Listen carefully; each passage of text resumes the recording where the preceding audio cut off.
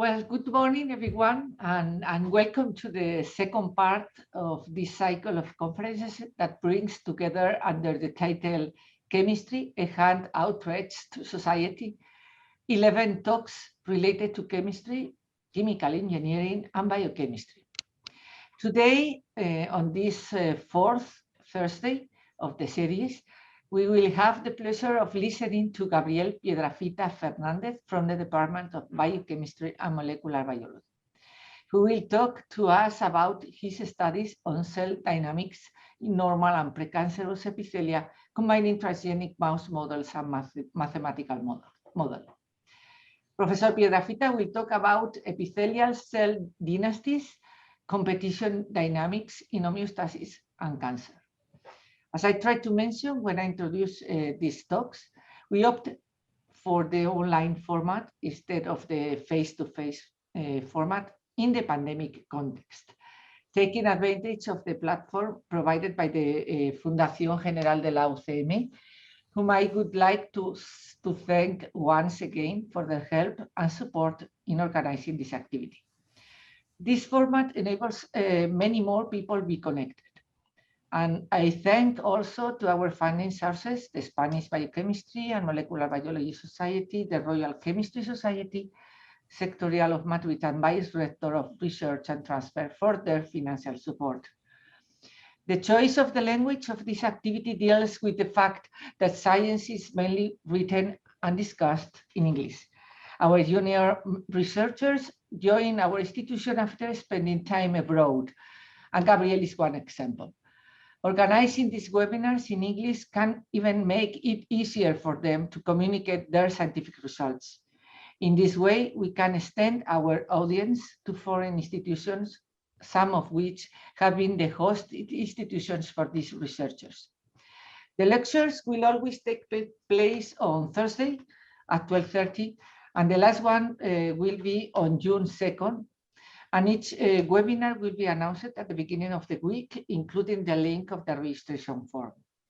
Without further ado, I will hand over to the moderator of this talk, Antonio Sánchez Torralba, professor of the Department of Biochemistry and Molecular Biology, who will introduce the speaker and moderate the questions that you can write in the preguntas y respuestas box at the bottom of your screen. Professor Sánchez, it's your turn. Thank you, Maite. I'm going to introduce now Gabriel Piedrafita, who's the speaker today. He got his PhD in the group I'm now here in the Faculty of Chemistry in Complutense University. After getting his PhD in models of the origin of light, mainly, he moved to the UK, where he stayed for several postdocs. First in Cambridge, well, he stayed for a while in King's College in London. Then he moved to Cambridge University, and then to the Wellcome-Sanger Institute until 2019. And after that, he returned to Spain to the CNIO, the Spanish National Cancer Institute. He's been working in mathematical models of cancer and also normally functioning cells. He's working in cell dynasties now. He's able to look at the division and progression of populations stemming from single cells, and he can quantify single cell properties.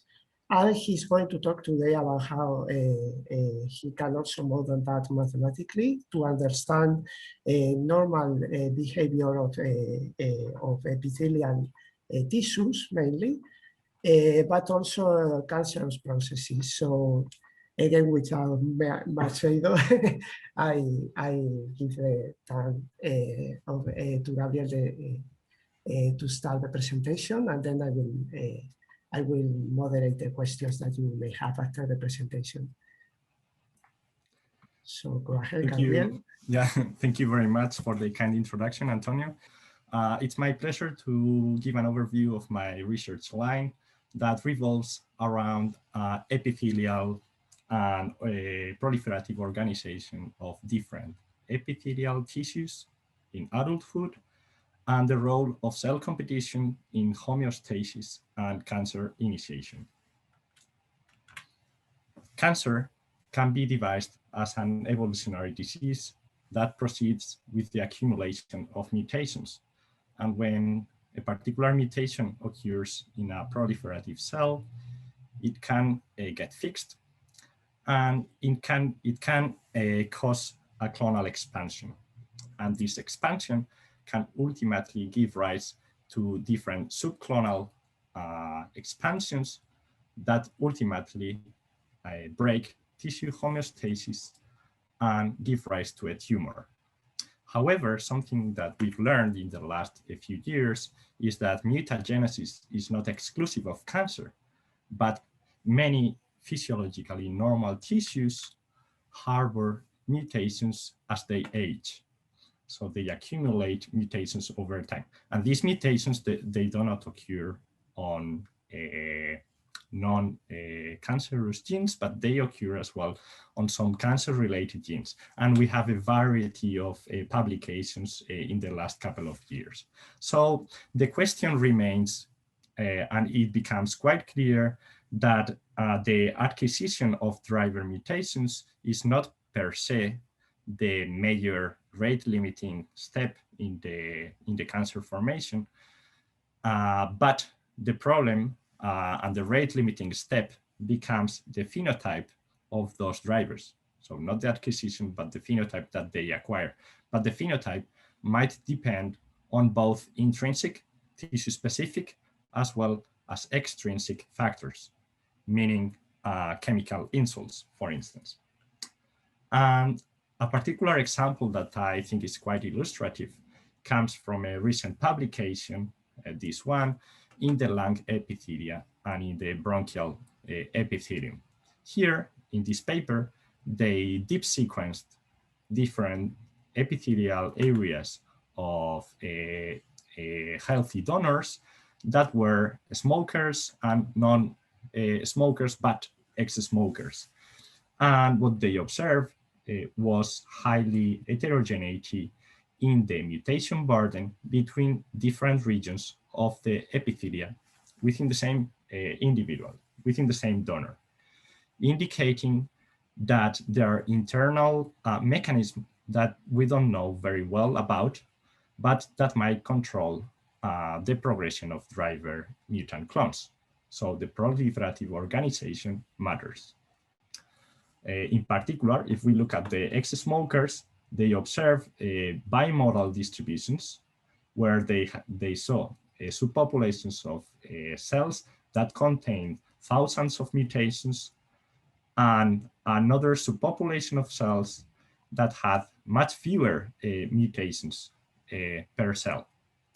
And it is unclear how the ex-smokers developed this phenotype with these two distinguishable populations that contrast with current smokers that only have highly mutagenized cells.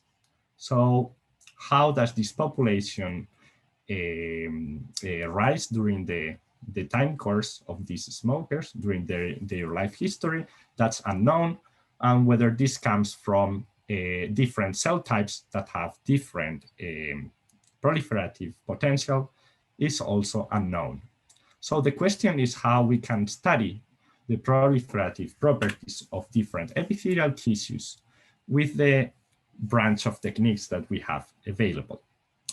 And it becomes quite obvious that we need the genomic information, as we've showed, but we need as well to ground theoretical aspects on the basis of cell biology observations. So I will argue that we need a combination of cell biology tools, genomics, plus mathematical modeling in order to be able to elaborate on the principles and the forces that shape clonal dynamics in physiology and disease. So in this first part of my talk, I will focus on self-renewing epithelia that renew very quickly, because these are the ones that have been most studied, and in particular on stratified squamous epithelia, such as the one of the epidermis of the skin and the epithelium lining the esophageal tract. These are epithelia that are quite simple structurally, and they consist of layers of keratinocytes. These are cells that divide in the basal layer, and upon differentiation, they exit the cell cycle and they stratify into suprabasal layers. And then they can be ultimately set off. The question has been that there's been a series of theoretical models that have been proposed to explain how tissue homeostasis develops in these tissues. So the question is how these tissues make to remain homeostatic during lifetime in normal conditions. Some people have claimed that the dividing cells are all similar. So this can be explained in terms of a single population of progenitor cells. Some other researchers have suggested that there are multiple populations of progenitors or stem cells implied in the maintenance of these tissues, each dividing at a different division rate, while other studies have suggested that there are multiple populations even with hierarchies, where slow cycling stem cells give rise to less potent progenitors. In order to discriminate between these different scenarios and corroborate and elucidate which is the prevailing one, the most appropriate for these tissues, we rely on transgenic mouse models. And in particular, something we did was to use mice that are histone GFP mice. So they harbor a transgene that encodes for a histone GFP protein fusion that is expressed depending on doxycycline treatment. When these animals are given doxycycline, all their epithelial cells express this GFP reporter and become green. And what we do is to withdraw the doxycycline, and then we might be able to observe the dilution in the protein content as the transcription is set. And this dilution will happen or will progress, so they will dilute twofold upon every round of cell division, or approximately twofold. The rationale is the following. Initially, we might expect an homogeneous populations of cells, all of them with similar histone GFP fluorescence intensity. If these tissues are controlled by a single population of dividing cells, even though the histone GFP intensity will be diluted over time, there will develop as a unimodal distribution over prolonged periods of time. However, if there are multiple populations, each dividing at a different pace, we might expect those to develop into different modes in the histone GFP distributions. When we looked at the data from these mice, so basically we collect at different time points after doxycycline withdrawal, we observed that the dilution of the histone GFP content is very fast, indicating a very quick renewal of these tissues. The only label-retaining cells stand positive for CD45 marker, and this is a marker of indicating that they are not epithelial cells. They are indeed blood cells, they are leukocytes. We conclude that the most likely scenario is the one with a single populations of cells dividing at a similar pace. We can go beyond these qualitative observations, and what we can do is we can quantify the histone GFP intensities in individual nuclei from these images. And we can deconvolute the most likely cell cycle period for individual cells. What we conclude is that if there's a single population of dividing cells, that seems likely, they divide at a very similar cell cycle, with a very similar cell cycle period. All cells divide between 1 day and 5 days. In order to challenge our conclusions and corroborate that the single progenitor model is suitable to explain cell maintenance in these tissues, we do something called genetic lineage tracing. These are transgenic animals that harbor two transgenes. One that encodes for a Cre recombinase that is under the control of a driver that is expressed in the particular population that we are interested in this case, epithelial cells. And then a conditional gene expressing a fluorescent reporter or several fluorescent proteins. These proteins are only expressed when these animals are given a drug called tamoxifen that recombines some particular LOXP sites flanking stop codon. What this means is that when these animals are given tamoxifen, epithelial cells are able to recombine and express the fluorescent reporter. In this particular scheme, might be the red color. We can play with the dose of tamoxifen so that only individual scattered cells are labeled in red in the epithelium that we are interested in.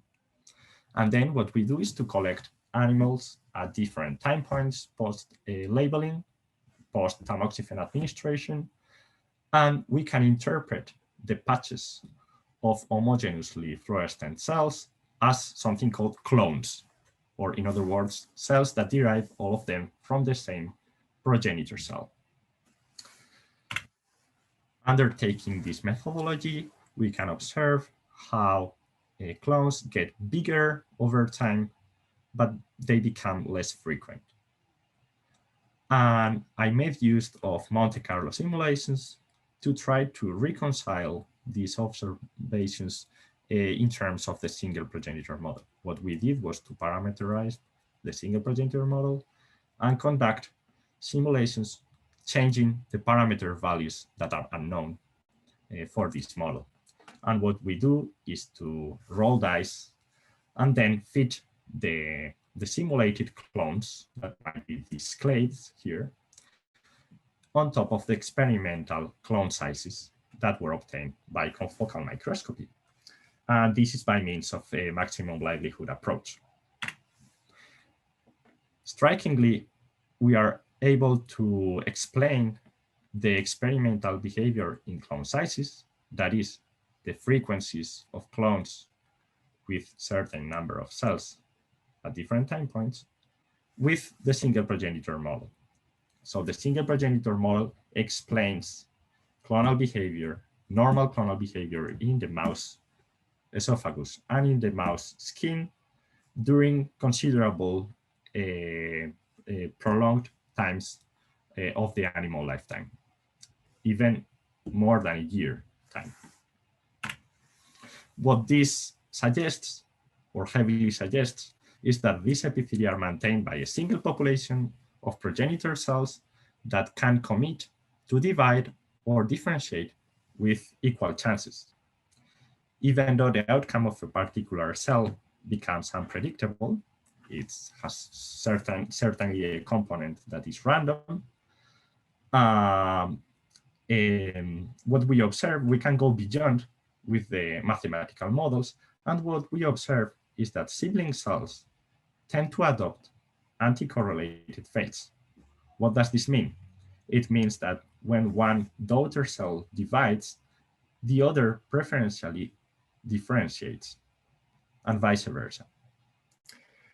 And we suggest that this might be an adaptive mechanism to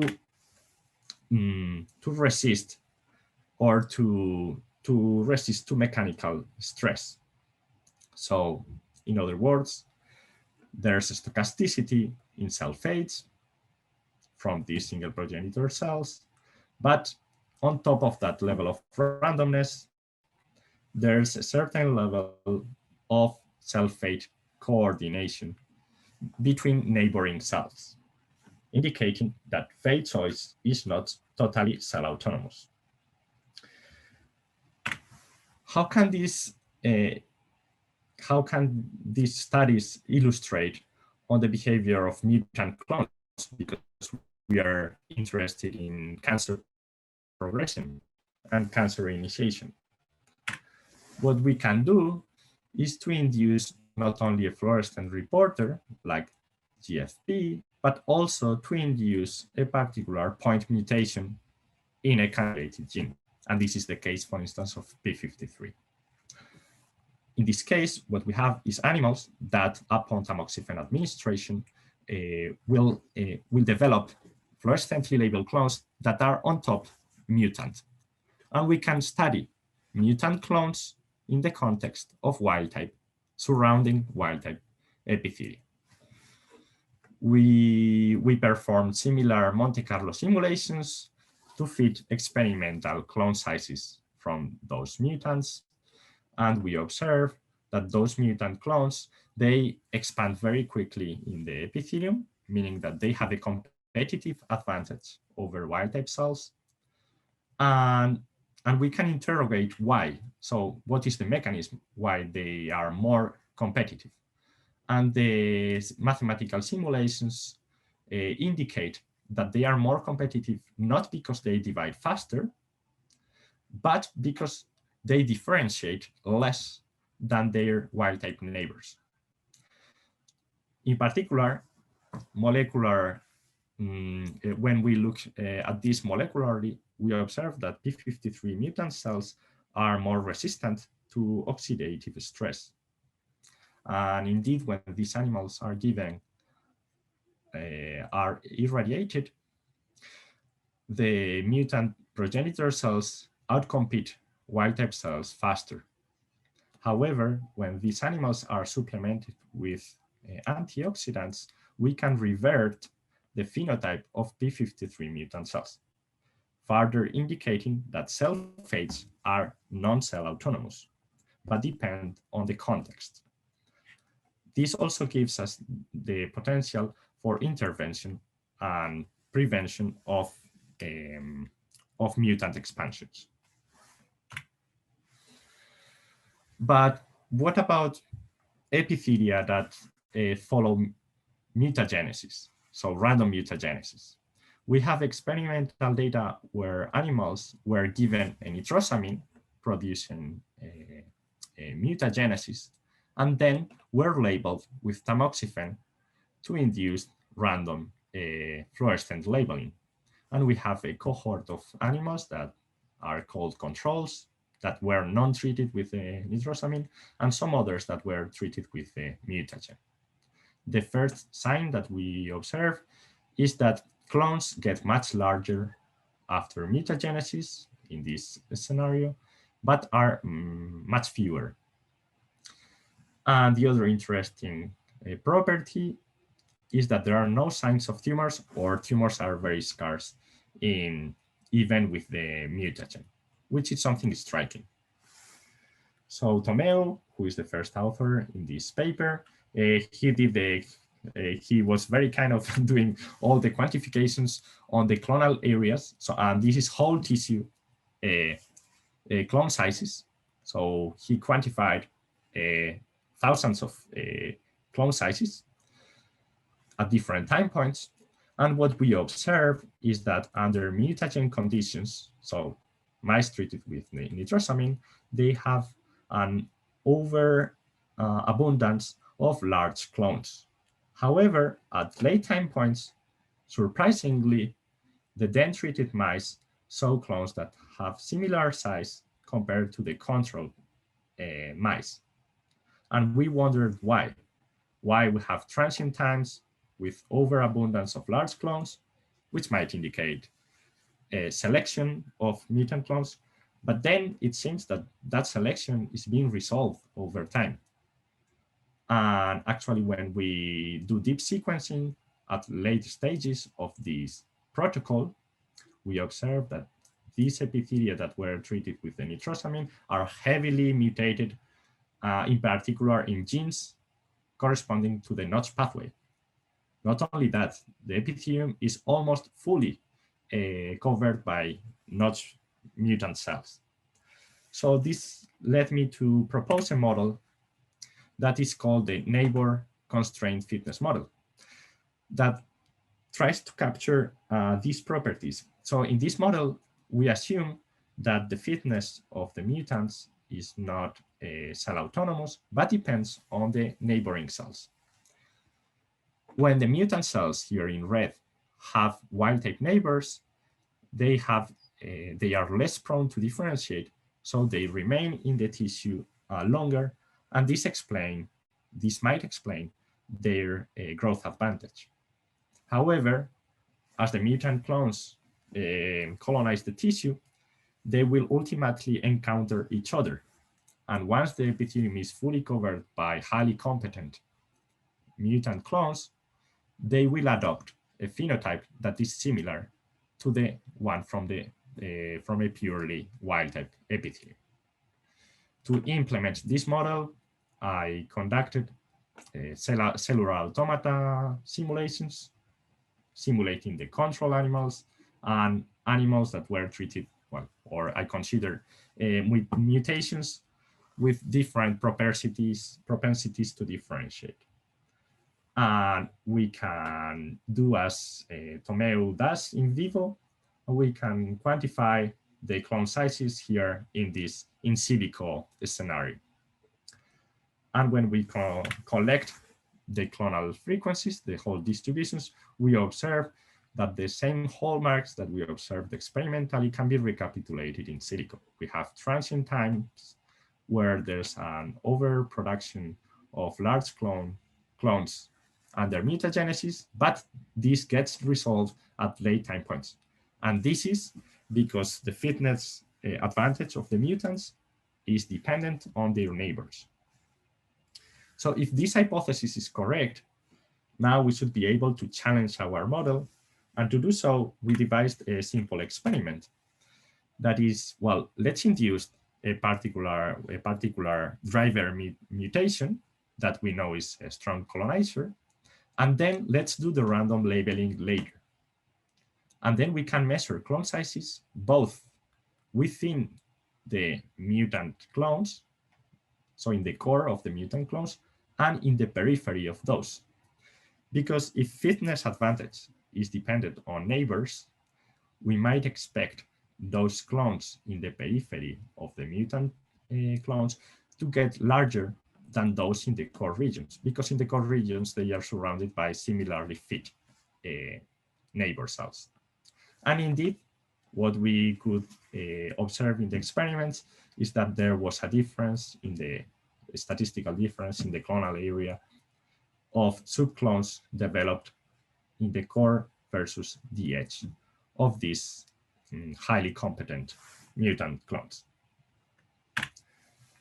Now, 2 years ago or 3 years ago, as Antonio said, I came back from UK and I came to the CNIO and I got interested in slow-renewing epithelia. So we know very little about how cell dynamics operate in these tissues. However, the problem is that these slow-renewing epithelia, or even quiescent epithelia, have a high impact in cancer, not only in terms of incidence, but also in terms of death. So we have the case of lung cancer on the very top. We have also liver cancer. We have pancreatic cancer, prostate cancer. And a particular cancer type that I'm interested in is the bladder cancer, which maybe is a bit lower in this table, referring to cancer deaths. However, has a high prevalence in Europe. It's the 5th most common cancer type in Europe. And one of the funny things about this cancer is that it has a high rate of recurrence, and it typically develops with multifocality, suggesting that there's a large history of clonal competition before cancer develops. The other interesting aspect of bladder urothelium is that it has a structure that resembles pretty much the one from the skin and the esophageal epithelia. It consists of layers of epithelial cells, of urothelial cells. So we've had an experimental approach to this system. And here I can show a video, if it runs correctly, where you see very large luminal cells that are the ones that, that line the bladder lumen. And underneath, there's a very thin urothelium, maybe 2 or 3 layers. And below, we have the blood vessels that were in bright red.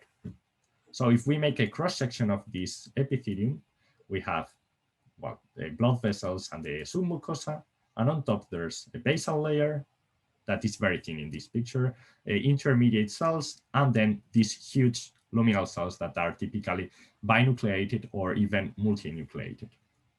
So in these tissues, there's been different proposals, different theories.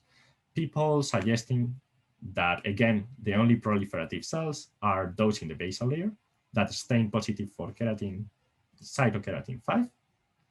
But other authors have suggested that also intermediate cells have some self-renewal ability. And not only that, but those authors have suggested that the aggressivity of different tumor types derived from the bladder can stem from their cell of origin, whether this is a basal cell, keratin 5 positive cell, or whether the cancer is underpinned by proliferating intermediate cells. Having said so, one of the prevailing hypotheses is that this epithelium has a dedicated stem cell niche. And this is because if we look at only the basal epithelium and we do a keratin 14 immunostaining, and keratin 14 is a marker of stemness in other epithelia, what we observe is that there are very few keratin 14 positive cells. So authors, such as the ones in this publication, have argued that this dedicated stem cell or these keratin 14 positive cells corresponds to the unique proliferative populations in these tissues. Something that is striking is that the bladder urothelium, despite remaining highly quiescent under normal homeostatic conditions, can be challenged upon chemical damage. So if we give a drug such as cyclophosphamide, these drugs, what they do is they provoke the shedding of the intermediate luminal cells.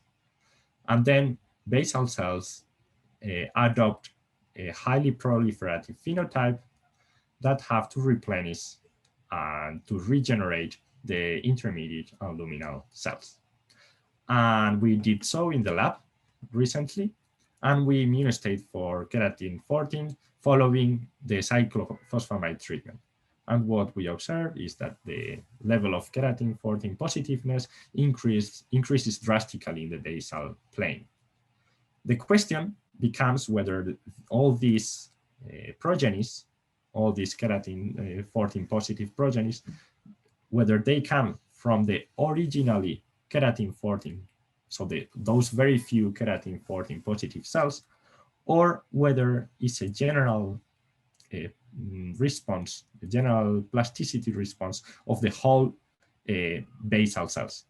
Or in other words, whether all basal cells have the ability to divide, but typically they stand in a dormant state, or whether the proliferative ability remains within the region of those few keratin 14 positive cells. So we have two approaches to study this. And the first one is to look at the large amount of public data sets that are being released in the recent literature. So Olaya, TFM, what she's doing is she's compiling all the public data sets on single-cell transcriptomics of bladder populations in mice, and she's trying to study the subpopulations of cells in the urothelium. So as you know, the single-cell transcriptomics is a very good approach to study heterogeneities within adult somatic tissues. So we get this type of projections where every dot in this is a dimensional reduction, and every dot in these maps reflects the transcriptome of a single cell.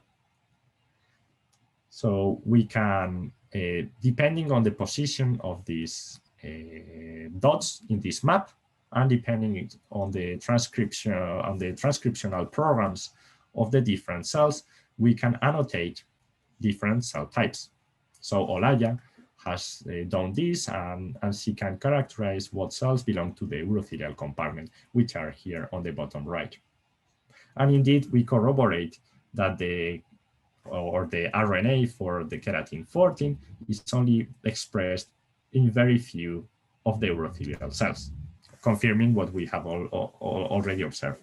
What now Olaya is doing is to study other urothelial cells to look for other potential progenitor-like cells that are keratin 14 negative.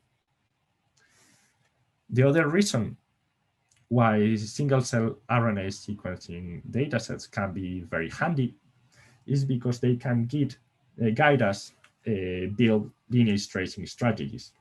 So far, the only lineage tracing experiments, or most of the lineage tracing experiments in the urothelium, have been based on tracking the lineages coming from those few keratin 14 positive cells.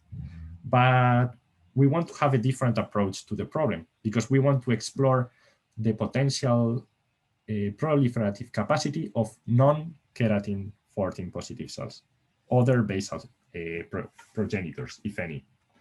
So to do so, we look for other drivers to perform the recombination and the lineage tracking.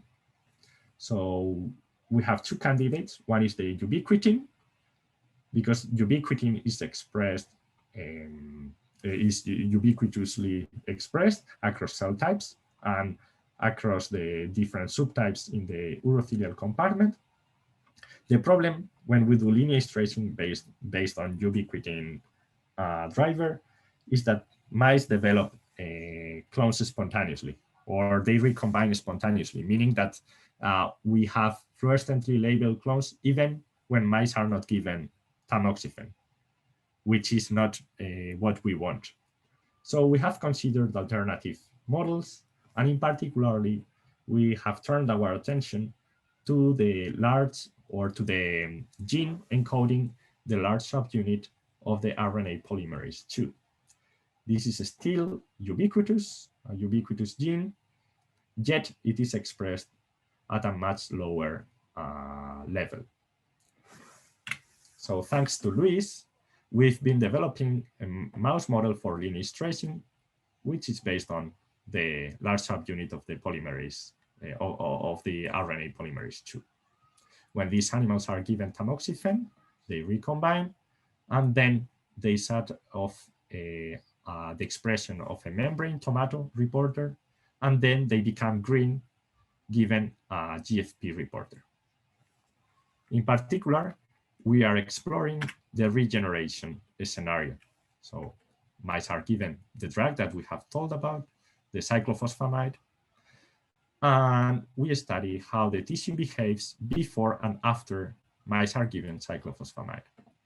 Just as a preliminary check, we immunostain with phosphohistone 3, that is a marker of mitosis, and we observe a massive response.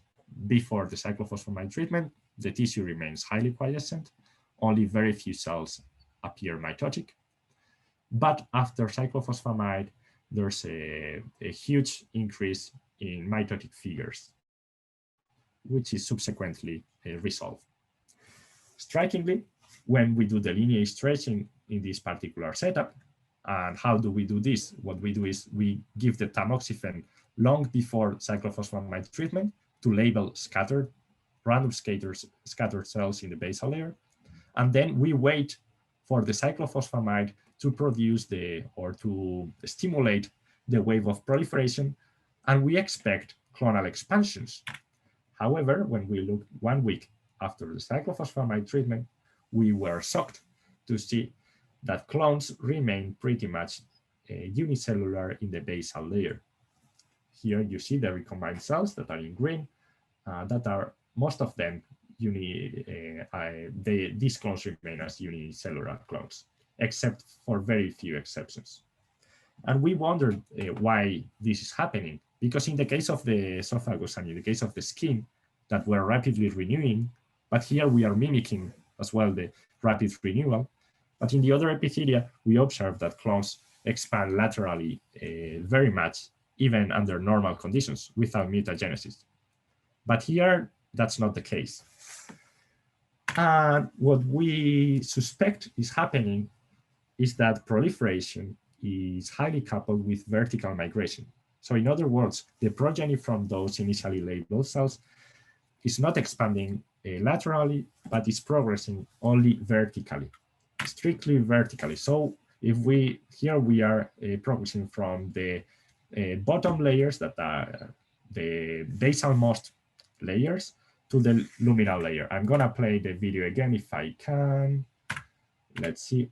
So from the blood vessels and submucosa, we will have some randomly labeled basal cells like this one, but most of them, they don't develop into luminal cells. Some of them, they do.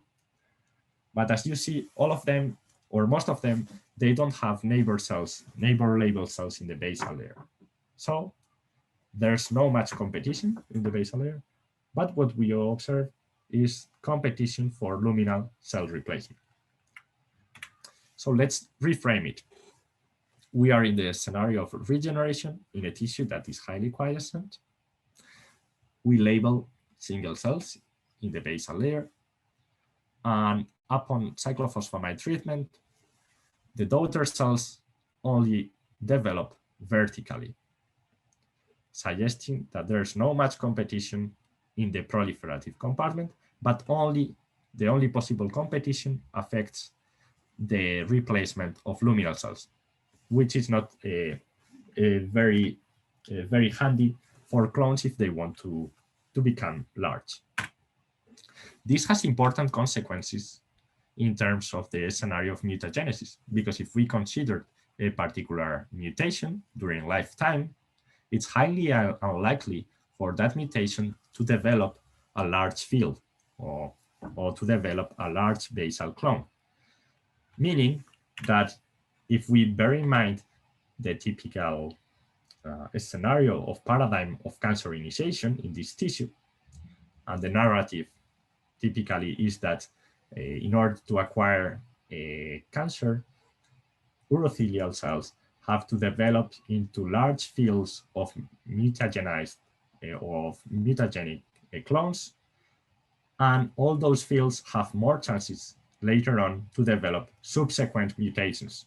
So in order to acquire a cancer, we need multiple hits in a single cell.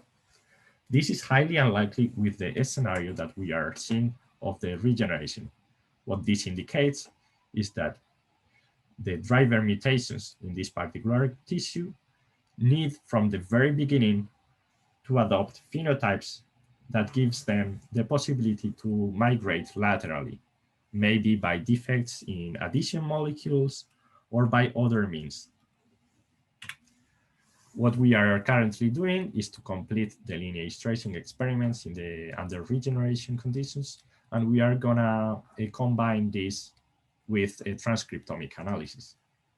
And in the scenario of carcinogenesis, we are preparing lineage tracing experiments to dissect how clones are evolving right before carcinogenesis in mouse models of cancer initiation.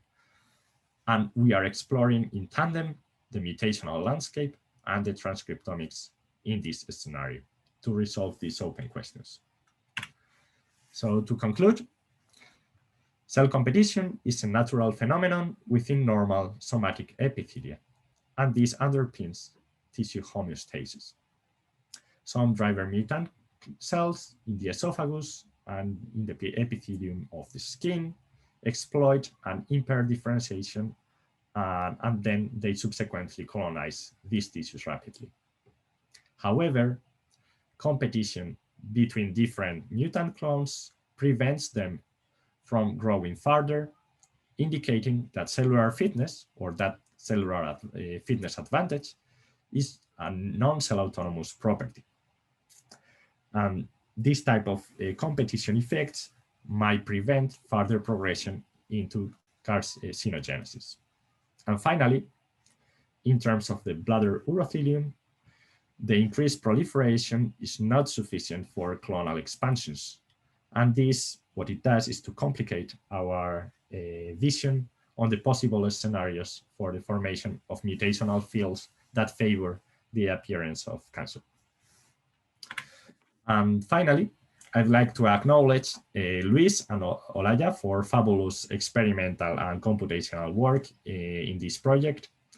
Also, I'd like to thank previous members and ex-colleagues from the Sanger Institute, in particular Phil Jones, so work on the esophageal epithelium and in the skin was done at the Sanger Institute when I was there. And I would also like to thank my ex-colleagues from the CNIO in the epithelial carcinogenesis group led by Francisco Real, and also in the bioinformatics unit led by Fatima Al-Sarur, and of course, also members of the confocal unit at the CNIO. Here are some of my collaborators, current collaborators at the University of Cambridge.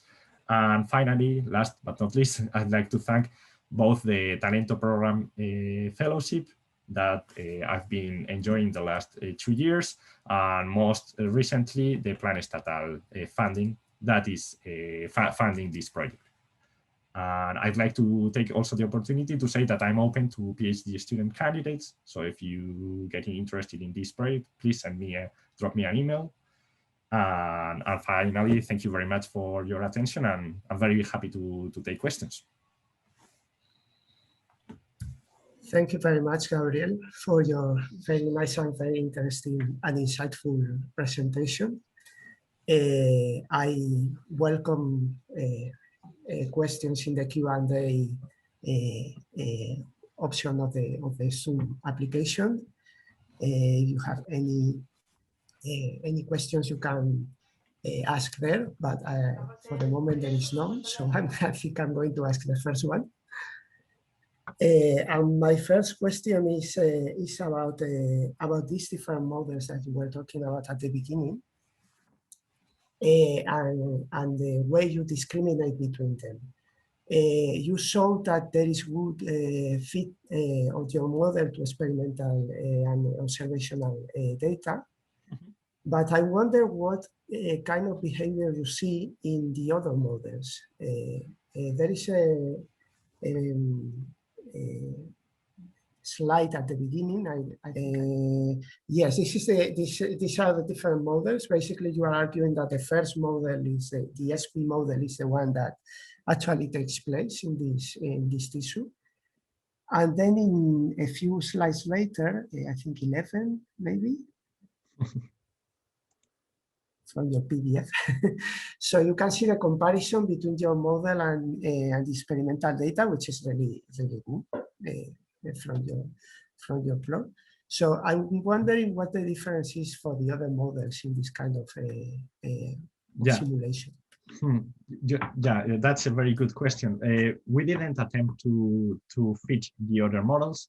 The reason why we didn't simulate the other models, or we didn't do that extensively, is first because they have more parameters that you have to tune in the maximum likelihood model. And secondly, because the two other models, or the single progenitor model, is nested in the other models. So if you realize this, these are, if you want more, the larger models based on this one. So we consider the single progenitor model as the most parsimonious. And first, we wanted to check whether data can well accommodate this model. No, of course, we have goodness of fits indicators on top of the maximum likelihood estimates. And the second aspect that is important, and this is crucial in our argument, is the histone dilution experiments. Because the reason to propose these two alternative models is to imply that there are different renewal capacities or different renewal rates in the proliferative compartment. So they imply that these two populations divide at substantially different rates. And the same in this scenario. However, our histone dilution experiments suggest that the dilution is very homogeneous, as I explained. Yes, and it was very clear so, in one of your slides. So there's no strong indication to suggest that we should go to these complicated models when the simplest one explains the data. Also, obviously, you could always propose a two stem cell model based on two stem cell populations that have highly similar division rates. But then, obviously, it comes to the question of to what extent you cannot distinguish between one and the other, obviously. Yeah. But then my next question is why these other researchers suggested these other models? It's just because they wanted to have more options, or they actually show some experimental results in some other tissue, maybe? Yeah, the mathematical modeling part is always fundamentally not biased, but fundamentally conditioned by the quality of the experimental data. These other researchers were using tools that either were biased or were ill-defined, let's say, or even worse, the mathematical tools were not appropriate were not conclusive. Yeah, but surely they tried the single population model as well, I suppose. Pardon, so you think the model disagreed in that case just because they didn't have enough accuracy in the experiments, or our model? Your model? Yes, well, not the model per se, but our experimental approach. Oh, okay, yes, I see. That's the unique. Well, the unique, or that's maybe the main critique that one could draw from our experimental approach. I mean, so for instance, there have been single cell RNA sequencing experiments on the transcriptional heterogeneity of the basal layer of this epithelia. When you analyze the transcriptomics, of course, of this compartment, the data suggests that there are many transcriptional profiles, but that doesn't necessarily imply that the phenotypes in terms of proliferation ability are different. So I think it's always a complicated question. Yeah. But then, I mean, of course, you have this other factor here, this other important detail that there is sort of inhibition or interaction between neighboring cells or domains in the cell layer. But I guess you could always take one cell and try to make a cell culture. Well, it's one cell, obviously, one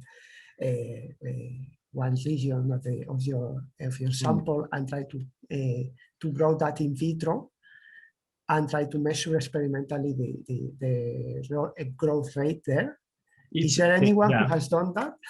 Yeah, so this is also a very important and interesting point, because when you do in vitro cell culture, you might, and actually people observe heterogeneities in clonogenicity between different basal cells.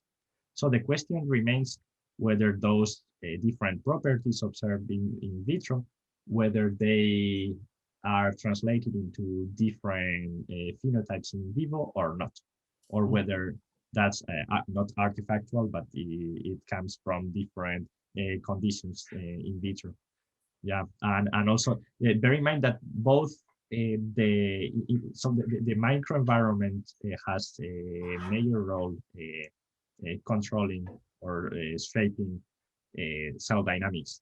So both the mechanical context, I've explained, for instance, the possible role that neighboring cells in the epithelium might have.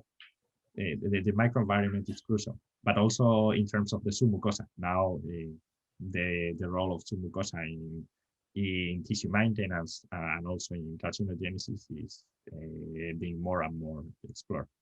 So, yeah, so the conditions in vivo and in vitro are different, and it's so some people, for instance, have used experimental data in vitro to try to explain the levels of so the different proliferative abilities of human keratinocytes, but it's difficult to translate that into in vivo. We don't know. Yeah, well, I suppose it is, obviously. And what about this this vertical expansion that you see in urothelium that you don't see in this other epithelial tissue? I guess that complicates models a little bit, actually. And in that case, what do you think is different in this case for cells to proliferate in this second dimension, rather than, or in third dimension actually, rather than the system, the other system, the other tissue? So if I understand correctly, you are asking why in this particular case clones do not grow laterally, but they do only progress vertically? Yes, essentially. So what's inhibiting them? Do you have any clue about that? Or I have no. Because obviously the implications in the progression of these lineages is very important. Yeah. I have no idea. That's the reason why it would be very interesting to do these lineage tracing experiments in the context of carcinogenesis in this tissue, to know at this when in particular during that protocol the clones start expanding laterally, and the molecular reasons, or and also the mechanisms involved in that lateral movement. Yeah, that's probably well. It might be mechanical, but it's probably some some biochemical factor as well, which is obviously another another story.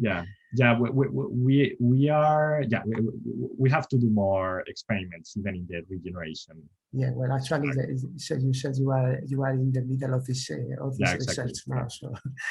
There is a question now for you from other attendants. Guillermo Velasco, who's also a professor here at the department, is asking, well, he's thanking you for this very nice and interesting presentation, and he has a question. He says, have you considered analyzing in your models the application of the two-stage skin carcinogenesis models, DMBA plus TPA, that actually involves inducing mutations together with providing a proliferative stimulus at the same time, to see whether you can identify the differences between the population, individual cells that are actually responsible of developing papillomas or carcinomas, or the ones that behave normally? We've applied that particular model. Well, it also depends on the frequency of with which you apply the MBA and TPA. But yeah, we've applied that protocol in the context of the project on TP53 mutant clone expansion in the esophagus. And what we observe is that under DMBA TPA conditions, the inducible mutations in PP53 are less prone to induce clonal expansions, or P50. In other words, P53 or the induced P53 mutant cells have more difficulties in expanding in those conditions. And the reason why this is happening, we believe, is because there are new mutations occurring because of this mutagenesis protocol. I have to be very honest, we didn't explore that much in that particular paper. And now I'm not sure to what extent those animals ultimately develop tumors or not in the esophagus. With the protocol that we used, we collected mice.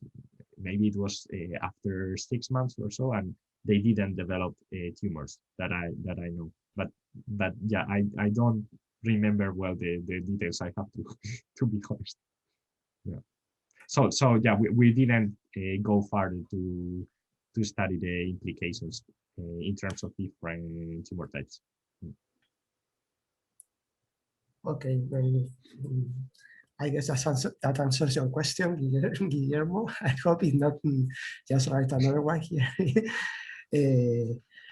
Or if not, well, I have only one question.